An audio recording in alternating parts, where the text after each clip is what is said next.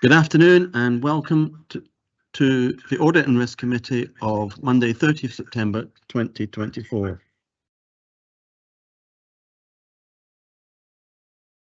Due to technical issues, we're going to have to do things all online, and so if you can use the chat box to attract my attention with your comments and questions, please. Can I ask the clerk if there are any apologies? Thanks, Convener. We have no formal apologies this morning, this afternoon either, but we do have quite a few members joining us online. So when I call out their name, can you please confirm you're present? Councillor Liz Barrett. Present. Councillor Harvey. Present.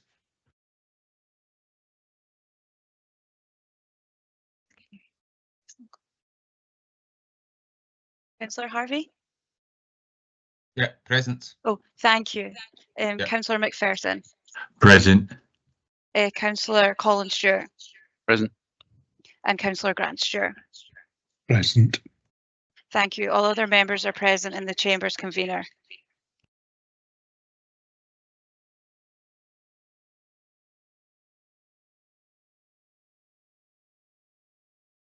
Can I ask if there are any declarations of interest, if you put a DI in the chat?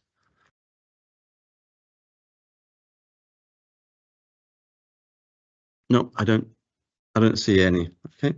Are members content to agree the minutes of the Audit and Risk Committee of 24th of June 2024? Agreed. Agreed. Thank you very much. Now move on to the outstanding business statement. Do members have any questions? Liz has a question.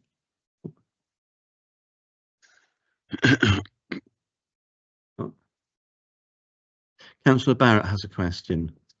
So it's just comments on the minutes. On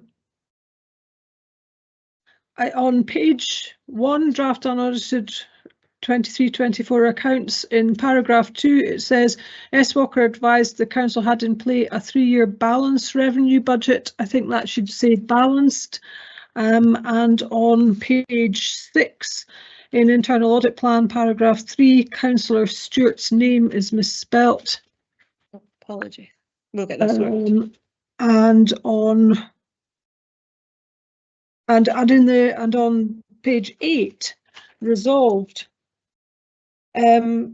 It's resolved that the resolve doesn't tie in with what we had presented to us as the decisions we were to make. So I think it's meant to say the content of the report be considered and appropriate and constructive challenge and comment was provided. But if you could have a look at that, please. Yeah. Okay. Thank you. Yeah, the clerk will deal with those comments, and thank you very much for reading the minutes in such detail. So your feedback is very much appreciated. Thank you. Are members happy now to agree the minute? Agreed. Agreed. Agreed. Great, thank you very much. Now move on to the outstanding business statement. Are there any questions on the statement?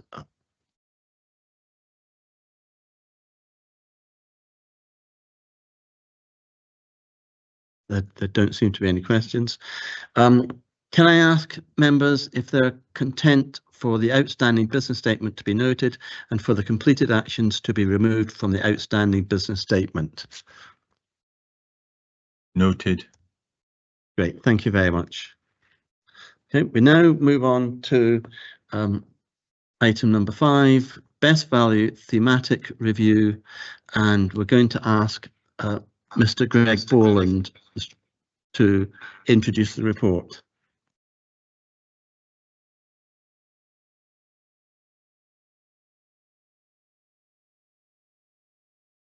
Good afternoon, committee.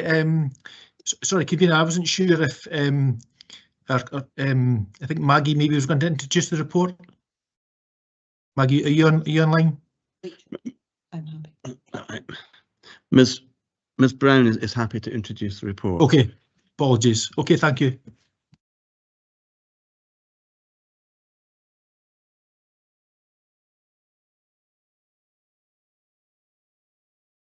Can you all hear me? Yeah.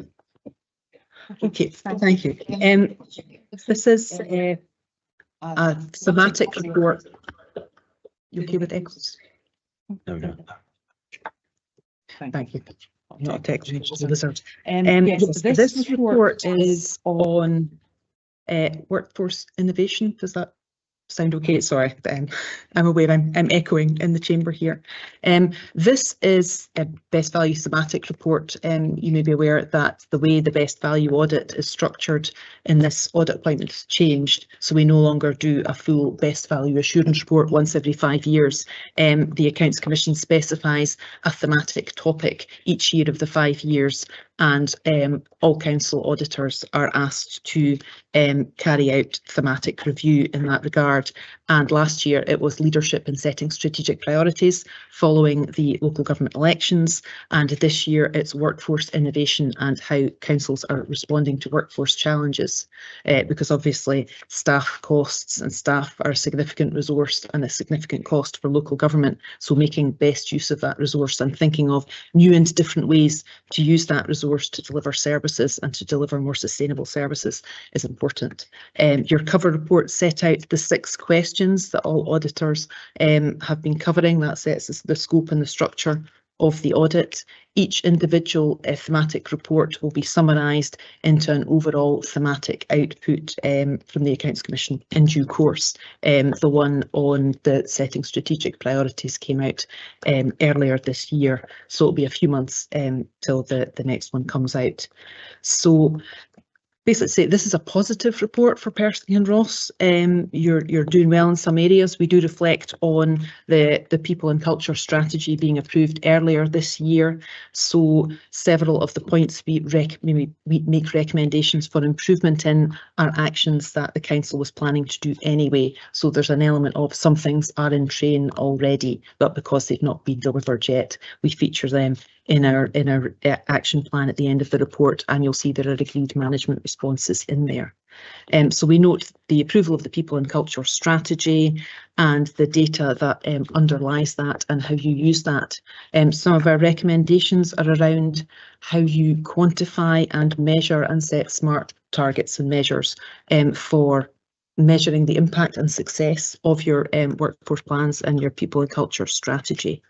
We also note that you're making good use of digital technology, and that's an area that I think will develop in future years. So the council is already supporting various tools and cloud-based platforms that will support more efficient working, will support your staff in the work that they do.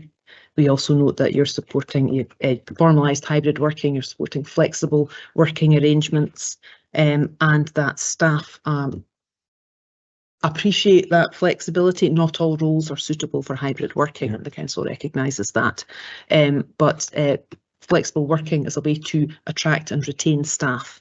So the council has embraced that and considered what sort of roles are suited to it and what roles it's not suitable for. We also note that the council has undertaken some more innovative practices to recruit people from overseas in hard to fill posts and to support some other posts that are hard to recruit to, or where turnover is quite high, or we talk about newly qualified social workers and support for that in the report. I've seen that across other councils, that the dropout rate is not the correct phrase, but newly qualified social workers leave at quite a high rate nationally. Yeah. So this council is one of those that's putting measures in place to support those people in their new role, to support them and retain them for longer, which is also very positive. And we note that Perth and Ross Council is involved in quite a few shared services and collaborative arrangements, particularly Tayside-wide arrangements, and that's delivering benefits for the council and gives you more workforce resilience across, that you may not have had if you were procuring services as one council alone. Just keen to say one more thing about, yeah, measuring the impact, touched on that earlier. We do say that you have the arrangements in place, things are in train, you've restructured leadership and are investing in support and development for leaders and managers in the organisation and indeed in staff more generally. But to demonstrate that that is delivering what you intended it to deliver, we make some recommendations to set out SMART targets and measures, and agree reporting to elected members. So the council's agreed arrangements to do that annually. And there's more detail on that in the appendix with the action plan. That was all I was proposing to say about the report, but I'm very happy to answer questions on the report or the audit or the best value regime. Thank you. Do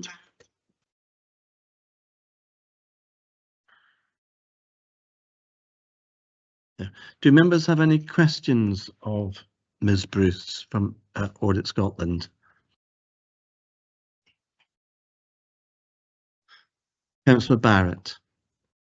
Thank you, convener. My question is probably more for Greg Bolland. I noticed the long time scale for developing measures of measures to gather the impact of the flexible working arrangements, and this is down not to happen or not to be concluded until September 2025, which seems a very long time when it's just development of measures. I know that later obviously there's the reporting. I just wanted to ask if there's any plan to shorten that timescale. Thank you. Thank you, Councillor Barrett. I suppose on not to overcommit, obviously, as you're aware, I've kind of taken up post at the start of the year and just kind of developing my kind of teams. So the timescales are probably to ensure that we deliver on time. So yes, timescales will probably be ahead of that timescale, but just to guarantee that we will deliver within that deadline. And I don't know if Polly maybe wants to add anything further to that. Yeah, Councillor Barrett, just to say that we did introduce the minimum 2 days working from April this year, but that's all linked to the property estate review and therefore probably not operating as it was intended from April in all regards.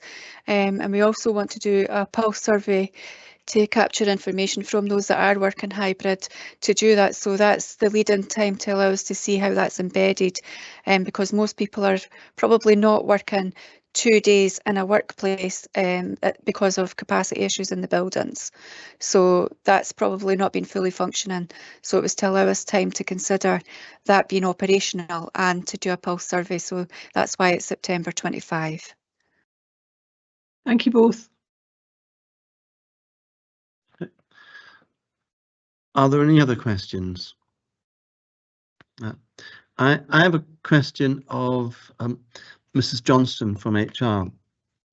In the key facts part, it mentions that we have absenteeism of 12 days per year. That seems to me slightly high.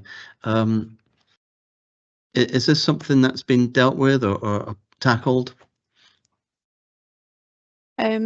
The average across all Scotland is actually increasing, so that's the average across our workforce for the 23-24 sickness. But we do have a team dedicated as part of the People and Culture Review that's looking at employee relations and wellbeing, and we're working closely with strategic leads to look at what other support mechanisms we can put in place to assist them to manage their absence levels throughout the council. So that is a piece of work that's currently ongoing. Great, thank you. There's a question from Councillor Grant Stewart. Thank you, convener. We heard that the council have been very proactive in introducing new technologies and ways of working, and in the report and today people talked about resilience. I was just wondering if somebody could give me a couple of examples of resilience, please.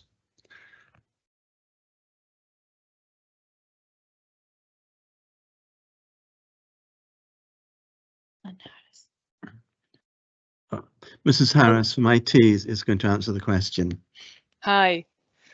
I guess it's in in relation to what type of area of the business, digital, that you're talking about. But in terms of, for instance, network connectivity, is that what the question is pertaining to, or is it delivery of digital services? Well, I think it's been proved that there's been successes, but it's about how do we maintain these successes. And I was just wondering if there was some sort of what's been done about building resilience, that progress is continued. So in terms of building resilience for our workforce, it's absolutely paramount that we don't do a one and done with staff when we're introducing new technology. It's really an always learning ethos is what we talk about it, so that when people are introduced, if a new technology is introduced, that people come along at different stages and that there's training in place to support that. And as we develop and grow those digital services and remove perhaps old ways of working, that we build in that sustainability, exactly what you're talking about, so that you know, in the event of a system not being available, or if there's a problem with technology, that the business continuity plans are in place to keep that going.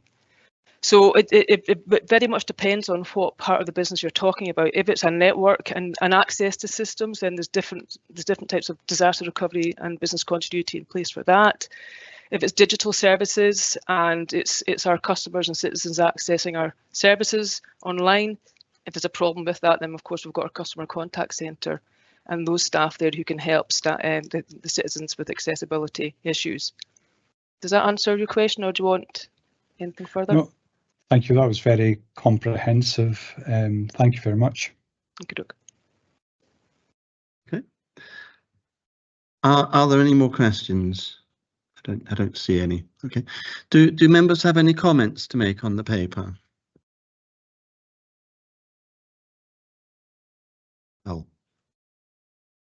I'll make a comment then. People, every business is a people business, and Perth and Kinross Council is no different to that. And we need our people to be thoroughly effective all the time. It's an expensive business hiring people, and it's essential that our people are engaged with what they do, and essential that our people want to be here and they want to deliver the best for our customers. So I'm very pleased that this is a very positive report. I'm not in the least bit surprised it's a positive report, given the very good engagement scores we get. So I'd like to thank everybody involved in putting this report together, and thank you for all the officers for coming along today to help. So thank you for that. Are members content to agree the report? Agreed. Great, thank you. We now move on to item number 6, internal audit follow-up. I'll ask Mrs. Clark to introduce the report. Thank you, convener. This is a very brief report, as you can see. There were 7 actions that were due for completion up to the end of July 2024, and internal audit has verified that those 7 actions have been completed. Thank you.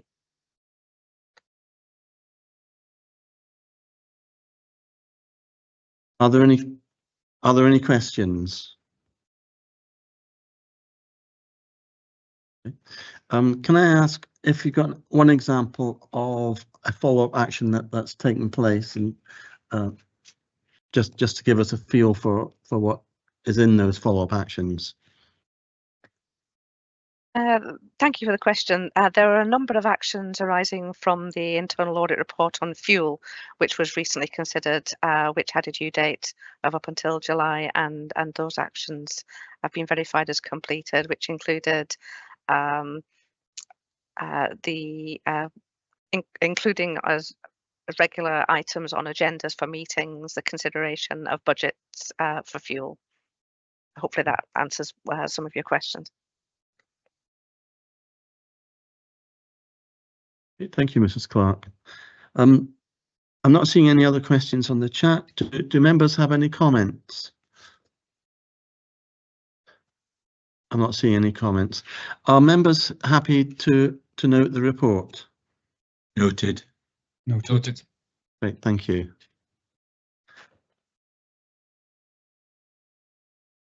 We'll now move on to internal audit update, and I'll again ask Mrs. Clark, the Chief Internal Auditor, to introduce the report.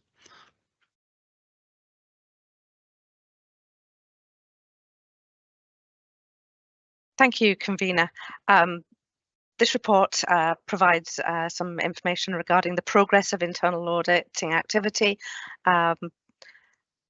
arising from the previously approved internal audit plans. We've continued to progress with internal audit assignments for both Perth and Kinross Council and also for the Integration Joint Board, and we've been supporting services for the up and coming exercise for the National Fraud Initiative. There's one substantive report on the agenda for today, with some others at draft report stage, and others that are in progress at the moment. I'm happy to answer any questions that you might have.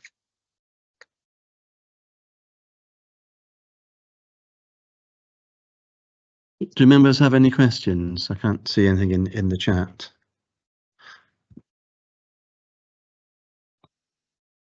I have a question.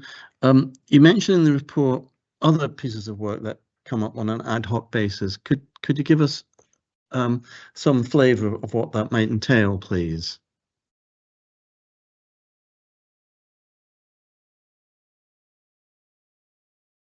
Thank you for the question. These other pieces of work can arise from a number of sources, but particularly from some areas of the service of the council where their changes are ongoing, and advice has been sought of internal audit with regard to risk management, internal control, or governance, where services are wanting a bit of assurance around some of the changes that they're proposing to make.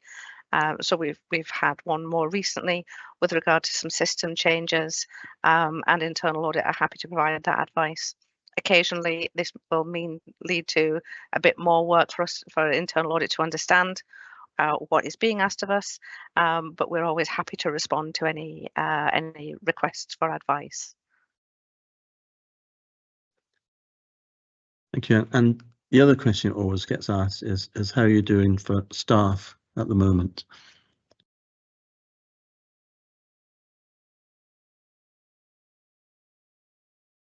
Thank you for the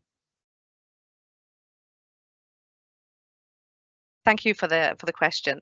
At present, well, we are about to have 2 new members of the team commence the middle of next month. So we will have a lot bigger team at that point. Our senior auditor is about to go on maternity leave, but we'll have 2 more members of staff from the middle of October, which will assist us in delivering the internal audit plans that we have in front of you. Thank you. That's great news. I don't see any other questions. Do members have any comments?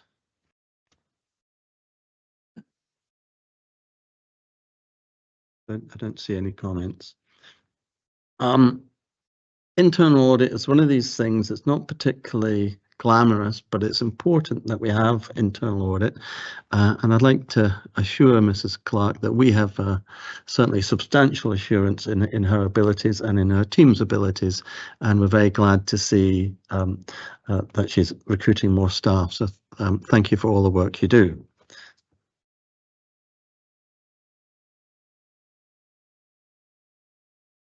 We now move on to are members content to note the report? Noted. Thank you. Thank you. We now move on to item 8 on the agenda, the National Fraud Initiative Outcomes 2022 to 23 and preparations for 2024 to 25. And again, I'm going to ask Mrs. Clark, Chief Internal Auditor, to introduce the report.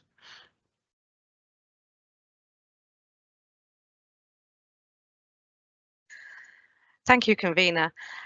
In June, elected members will remember that I provided details of the outcomes for Perth and Kinross Council with regard to the National Fraud Initiative exercise for 2022-23.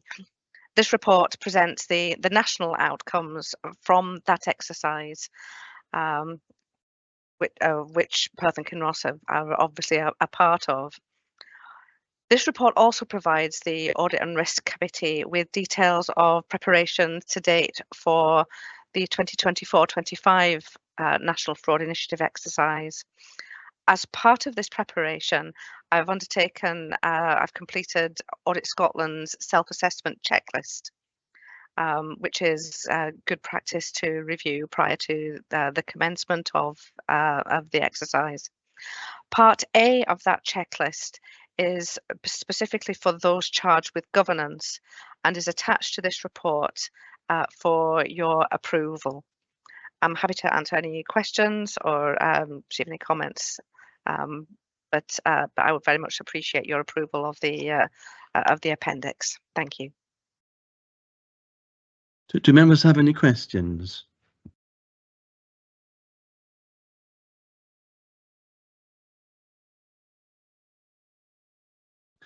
Councillor Barrett, you have a question.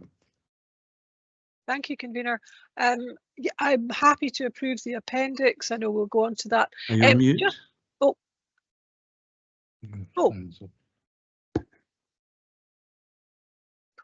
Sorry, that was my fault. I hadn't put our sound on. Councillor Barrett, could I ask you to give your question again, please? Can you hear me now? I can hear you now. Thank you. That's fine. Thank you.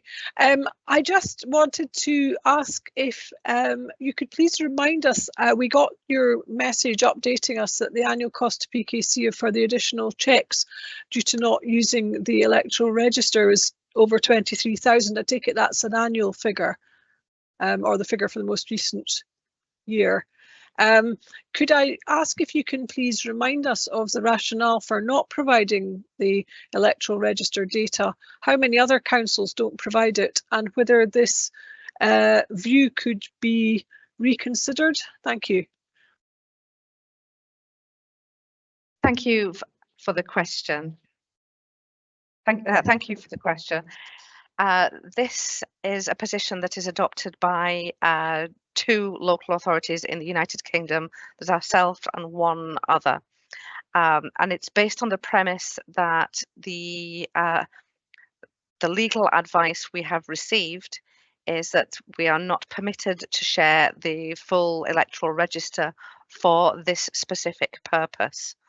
It is something that I regularly speak with my colleagues in legal about, and legal have in the past contacted various agencies to see whether or not it is a position that we can reconsider.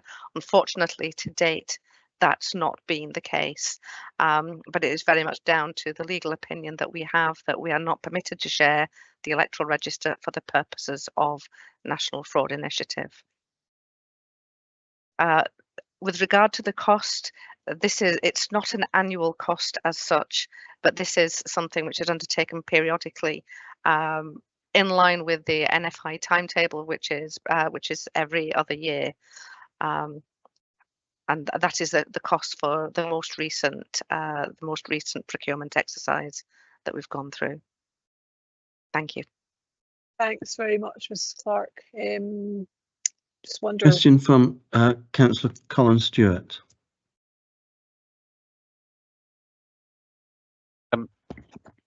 Thanks. I didn't know if Councillor Barrett was having a follow-up question there.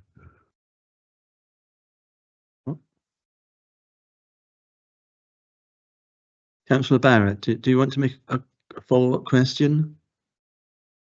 I just wondered if it would be worth us trying to see what legal advice some of the other 28 councils in Scotland and goodness knows how many in England and Wales had received, which might help us. It was just a suggestion. Thank you. Okay. Mrs. Clark.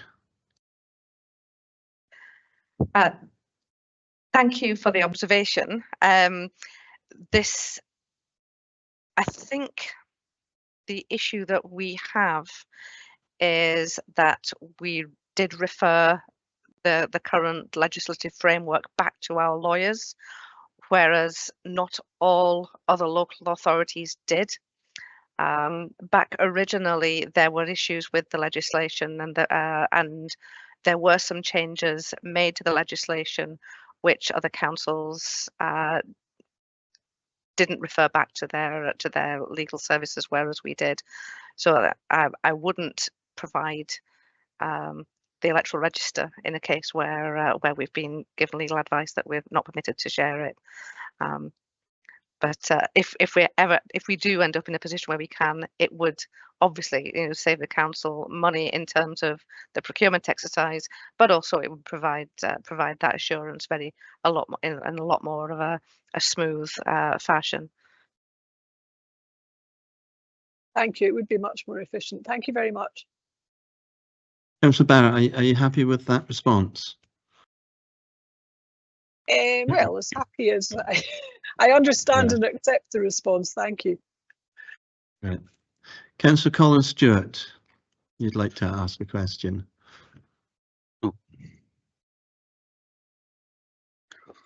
Thanks.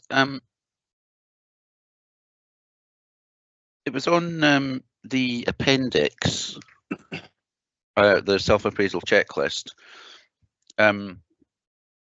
Just on the second page, the numbering of the questions seem to have gone a bit odd, but that might be the form that is being populated rather than something that that we can influence. But I wondered why the answer was not applicable to the final question about publishing achievements of our fraud investigators as a deterrent.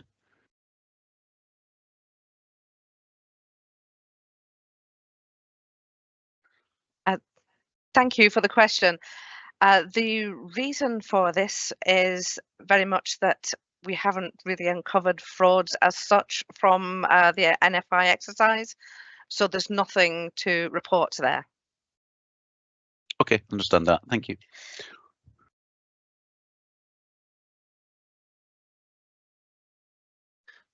Councillor Colin Stewart, are you content with that answer? Yep, sorry, I was saying, no, that makes sense. I understand that. Thank you. Okay. Thank you. Okay, my question is around the use of commercial data. Does the commercial data give us more detail? Is it more effective than just using electoral roll?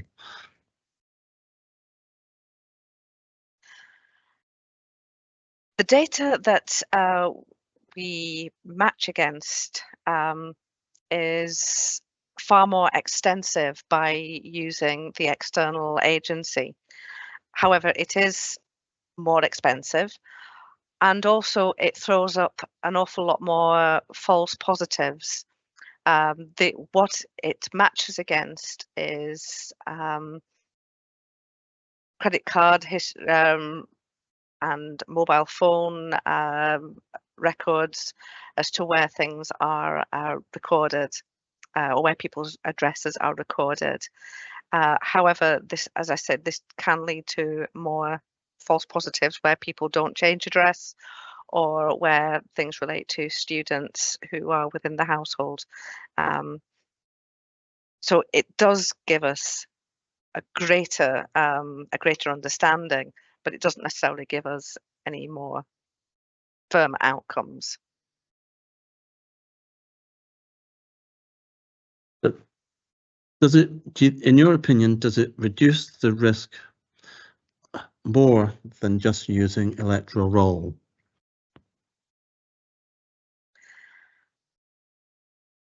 That's difficult to really say, to have a proper opinion on that. The amount of fraud that is investigated through single person discount matches is higher in other places, in other local authorities, than a lot of other matches that are released through the National Fraud Initiative. So one would expect that to be the case here. Whether it's fraud or whether it is error, that is that's something that we're not really able to say as such, because when people change from being students to not being students, there's a little bit of a time lag on that. So it does depend on when we take the data download and for comparison. But it's very much it's very much six of one and half a dozen of the other, because the amount of investigations that are done as a result of these matches is exactly the same as it would be if the matches were released through the National Fraud Initiative.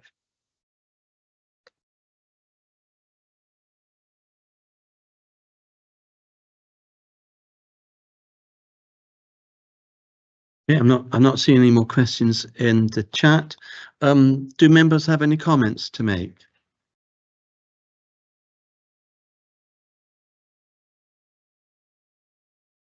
I'll move the paper. The National Fraud Initiative is a legal requirement that we have to do. I think it's important. It helps clear any doubts that we're doing our very best to reduce the risk from fraud and error, and it just it helps our council to achieve best value, and it keeps the people who are interested in fraud on their toes, so they have to work a bit harder to get round our barriers, I guess. So I'd like to thank everybody involved in putting this report together, and I look forward to seeing the results of the 24-25 National Fraud Initiative, and so thank you to everybody involved. Are members content to note the report? Noted. Noted. Okay, thank you very much. Noted.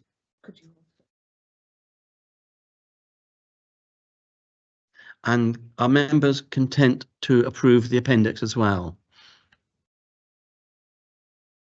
Approved. Agreed. Thank you. Thank you very much. We now move on to the item 9, internal audit report into child poverty. Again, I'll ask Mrs. Clark, Chief Internal Auditor, to introduce the report.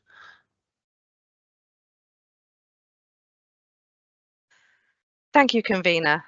The report presents the findings from the recent audit of child poverty. There are 3 control objectives in section 5, 2 of which provide reasonable assurance over the arrangements in place, with the first control objective being having substantial assurance in those areas. Areas of good practice have been identified and are documented at section 5.3, and there are 5 actions arising from the audit, with 1 having been completed and the remainder due for completion this calendar year. Those are documented within section 6 and also the agreed actions within section 10. Paul Smith and Greg Boland are online today. We'll be able to answer any questions that we may have. Thank you.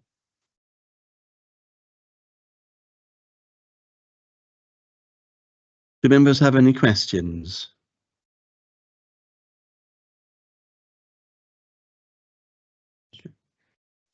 Okay, I'll ask a question. What are the measures of whether we succeed or not in actually having an impact on child poverty within Perth and Kinross?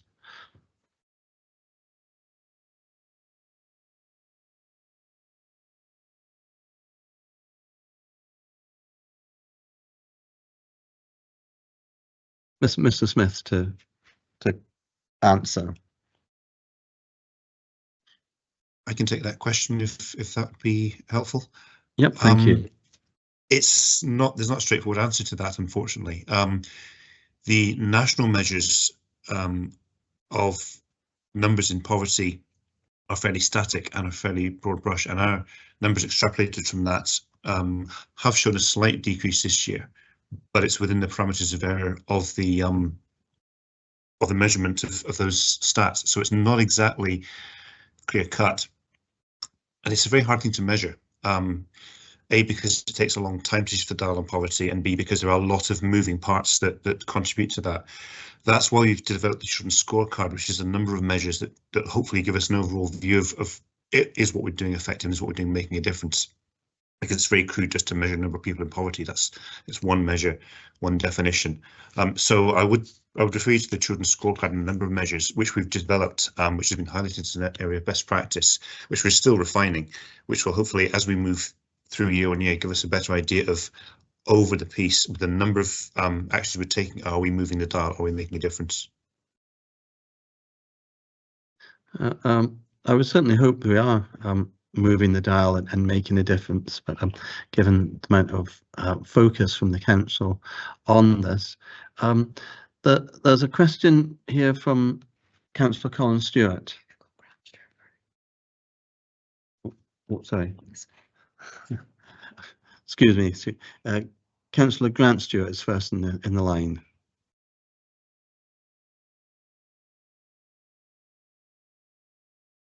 Thank you, convener.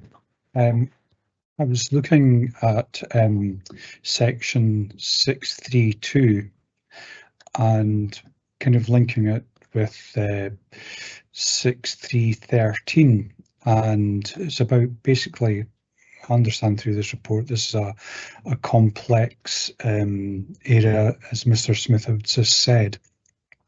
But could you maybe describe when we're trying to understand the situation about what protected characteristics are that seems to hinder us being able to understand where poverty's moving in the data? And that's in 6313. Thank you. Mr. Smith, are you thank you for your question, Councillor. I'll pick that up as well, if that's okay. So in terms of protected characteristics, the Scottish Government identifies a number of priority groups that they feel are particularly affected in terms of poverty. Now, I'll try and remember off the top of my head, but bear with me. So these are families with more than 2 children. These are lone parent families. These are parents from ethnic backgrounds. These are families where there may be disability, and there are a couple of others, and I'm sorry that got in my head temporarily, but these are the sort of characteristics that people who are particularly affected by poverty. Now, the difficulty with measuring those is that when services interact with people, they're not obliged to give us that information. It's voluntarily done. So we have one of the actions in the audit report is to work with our qualities officer more to try and capture more of that data to get a better understanding of exactly the makeup of the people who are affected with poverty and how we're helping them and how we're getting to these people with the particular need and these characteristics. Does that answer your question? Yeah, that certainly clarifies it for me. Thank you.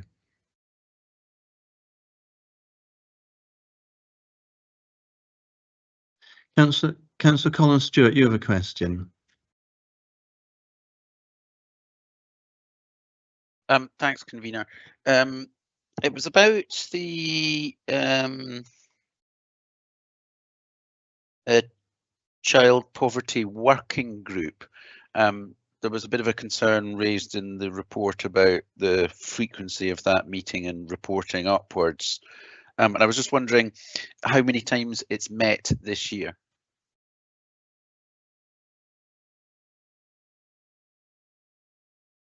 Mr. Smith, are you able to answer that?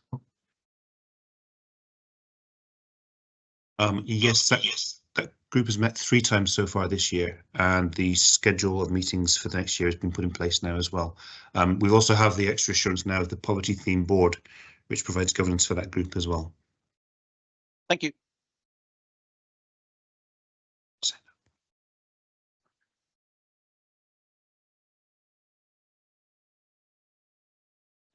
And Councillor Grant Stewart, you have another question. Thank you, convener. I was thinking about this report, and obviously we've heard that it's very difficult to really pin down where we are with the children's poverty. Do we have any comparisons to similar councils throughout Scotland?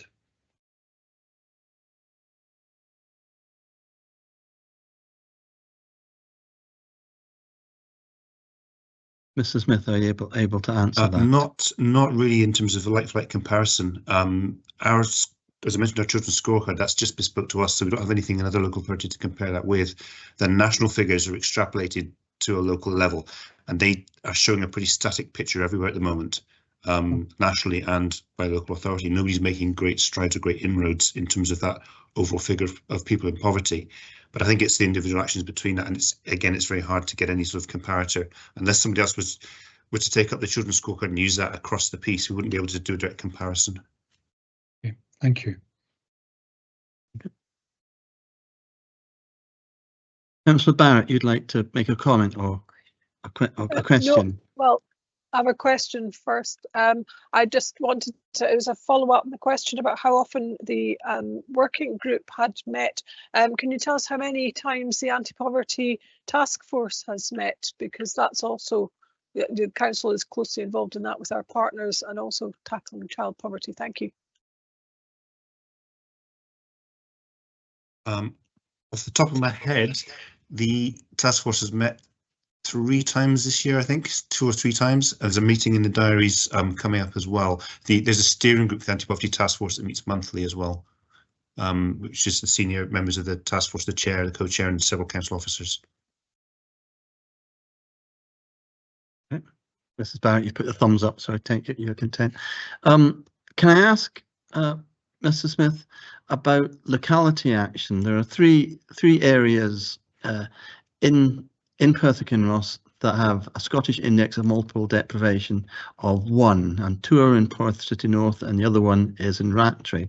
Are there any specific actions taken in those areas?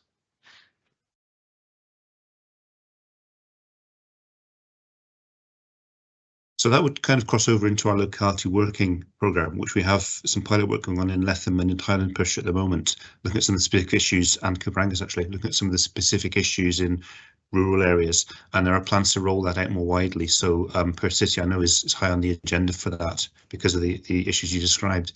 But yes, they're obviously the actions that we take are focused by locality as well, in terms of trying to really be local and trying to answer local solutions. So that's really about targeting and about getting into the hub and recognition it's not a one size fits all with this, that we need to be quite bespoke and quite agile in terms of how we respond.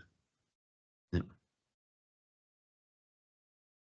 Okay, I don't see any other questions in the chat. Are there any comments that members want to make?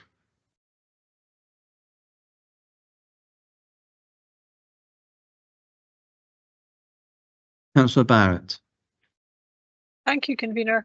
I'd just like to thank Mrs. Clark and Mr. Smith for the report and the answers to our questions. I welcome this scrutiny of our actions to tackle child poverty, and I know that many of us across the council never forget that we have over 6,000 children living in poverty in Perth and Kinross. We do look forward to receiving the updates on the actions and progress on the metrics to show that we and our partners are being effective in tackling this, and many thanks again. Cheers. Okay.